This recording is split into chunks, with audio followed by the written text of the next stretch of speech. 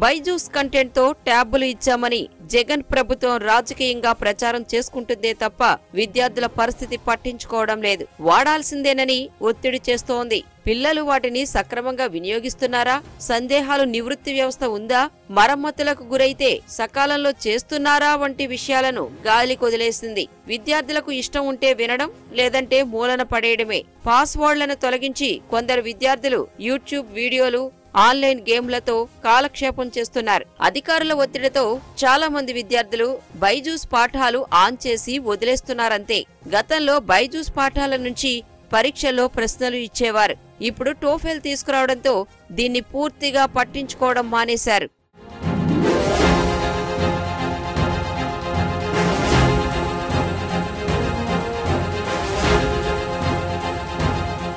తరగతి గది పాఠాలు, వర్క్ బుక్లు, నోట్ పుస్తకాలు దిద్దడంపై ఉన్నతాధికారులు తనిఖీలు చేస్తున్నందున ఉపాధ్యాయులు వీటికే ప్రాధాన్యమిస్తున్నారు. సాధారణంగా బైజూస్ పాఠాలపై ఏమైనా సందేహాలు వస్తే ఆయా కంపెనీల ప్రతినిధులు ఆన్లైన్లో నివృత్తి చేస్తారు.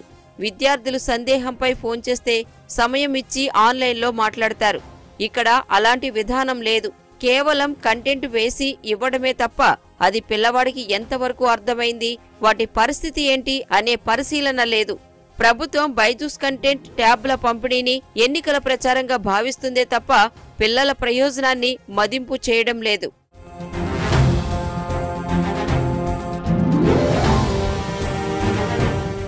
కరోనా తర్వాత ఆన్లైన్ చదువులకు డిమాండ్ తగ్గింది. అందుకే బైజూస్ వ్యాపారం తగ్గిపోయింది.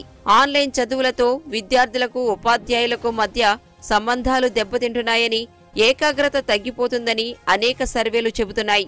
ఆన్లైన్ విద్య తరగతి ఉపాధ్యాయుడికి ప్రత్యామ్నాయం కాదని యూనిసెఫ్ వెల్లడించింది. కానీ ప్రభుత్వం మాత్రం బైజూస్ కంటెంట్తో ట్యాబ్లు ఇచ్చి విద్యార్థులను ఏదో ఉద్ధరిస్తున్నామని చెబుతోంది. పాఠశాల స్థాయిలో టెక్నాలజీ వాడకాన్ని ఉపాధ్యాయులు, తల్లిదండ్రులు దగ్గరుండి పర్యవేక్షిస్తే పర్వాలేదు. పిల్లలపై పర్యవేక్షణ లేకపోతే టెక్నాలజీ గాడి తప్పే పరిస్థితి ఉంది. ఒకవేళ ప్రభుత్వం విద్యార్థులకు అదనంగా చదువును అందించాలి అనుకుంటే ఉపాధ్యాయులతో ప్రత్యేకంగా తరగతులు పెట్టించొచ్చు. సిబిఎస్ఈ సిలబస్ కు సంబంధించిన వీడియోలను కేంద్ర ప్రభుత్వం ఉచితంగా ఆన్లైన్లో ఉంచింది. వాటిని తరగతిలోనే పిల్లలకు వినిపించొచ్చు. ఆ దిశగా ప్రభుత్వం ఆలోచన చేయడం లేదు. ట్యాబ్ల వినియోగం చాలా చోట్ల గాడి తప్పుతోంది. ఏలూరు జిల్లా పెదపాడు మండలంలోని ఓ పాఠశాల విద్యార్థి తల్లిదండ్రులు బైజూస్ ట్యాబ్ వెనక్కి ఇచ్చేస్తామని ప్రధానోపాధ్యాయుడి వద్దకు వచ్చారు. మరో విద్యార్థి యూట్యూబ్ వీడియోలు చూస్తుండటంతో ఇక చూడకుండా ఉంటానంటూ పిల్లవాడితో ప్రధానోపాధ్యాయుడు హామీపత్రం రాయించుకున్నారు. సత్యసాయి జిల్లా ధర్మవరంలో ట్యాబ్ల కారణంగా పిల్లలు చెడిపోతున్నారంటూ ఎమ్మెల్యే కేతిరెడ్డి వెంకటరామరెడ్డికి ఓ విద్యార్థి తల్లి ఫిర్యాదు చేశారు.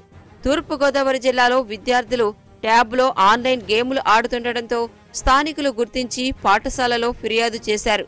చదువులు మానేసి పిల్లలు ఏవేవో చూస్తున్నారని, ఇళ్లకు ట్యాబ్లను ఇవ్వొద్దని విద్యార్థుల తల్లిదండ్రులు కొందరు అనకాపల్లి జిల్లాలో ఉపాధ్యాయులకు ఫిర్యాదులు చేశారు.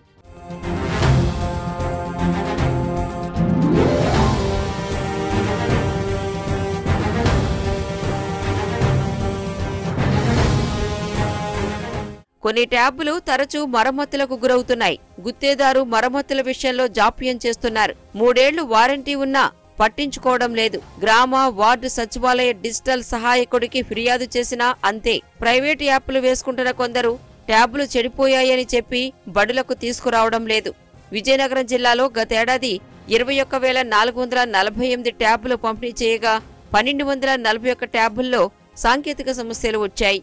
అనకాపల్లి జిల్లా చోడవరం మండలానికి 960 ట్యాబులు ఇవ్వగా కొన్ని చోట్ల ట్యాబులు పాడైతే విద్యార్థులే నేరుగా సెల్ ఫోన్ మరమ్మతుల సెంటర్కు తీసుకువెళ్లి చేయించుకున్నారు. చోడవరం మండలంలో ఓ ఉన్నత పాఠశాలకు 108 ట్యాబులు ఇవ్వగా 40% పనిచేయడం లేదు. భీమవరంలో ఓ ఉన్నత పాఠశాలకు 84 ట్యాబులు ఇవ్వగా వీటిలో 10 మరమ్మతులకు గురయ్యాయి. వైఎస్ఆర్ జిల్లాకు గతేడాది 19,699 ట్యాబులు ఇవ్వగా 15% పనిచేయడం లేదని అధికారులు తెలిపారు. గతేడాది డిసెంబర్ 21న సీఎం జగన్ పుట్టినరోజున విద్యార్థులు, ఉపాధ్యాయులకు కలిపి 5,18,000 ట్యాబ్లను ప్రభుత్వం పంపిణీ చేసింది. ప్రజాధనంతో సీఎం జగన్ తన పుట్టినరోజు కానుకంటూ ప్రచారం చేసుకున్నారు.